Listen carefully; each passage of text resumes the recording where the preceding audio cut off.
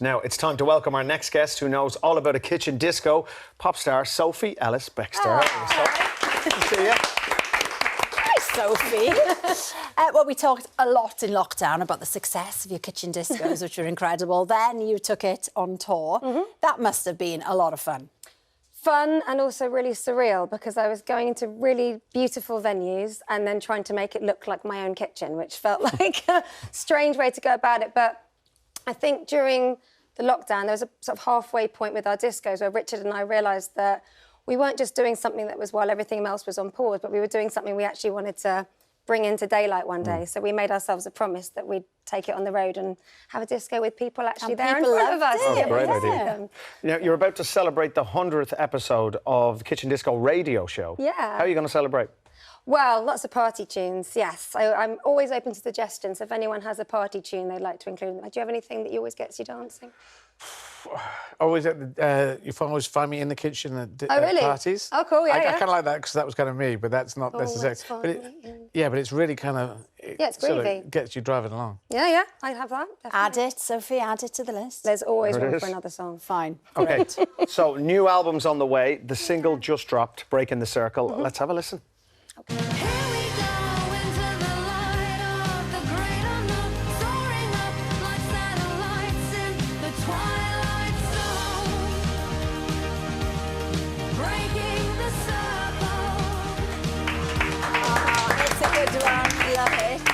That single is from the album called Hannah, the new album, and that was inspired, wasn't it, by a trip to Japan, a really personal trip.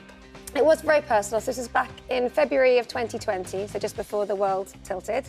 And I wasn't supposed to go. It was supposed to be my mum and my stepdad, John, and then they were taking my eldest boy, Sonny, who at the time was 16.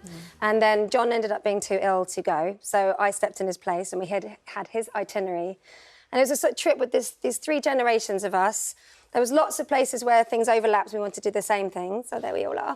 And then there were times when we were sort of, I don't know, caught up in our own thoughts, I suppose. And I found Japan just amazing. I'd always wanted to go, and I love Tokyo very much. And it's got such a unique, like, the way the light is and the palette. So I just, lent into that for the inspiration for this album. So it's kind of, it's not literally Japan, it's kind of an idea of Japan, so it's quite kaleidoscopic in places, this record. Oh, that's a really beautiful cover. It is. Yeah, and Hana means blossom in Japanese. So I wondered. yeah, I knew it was.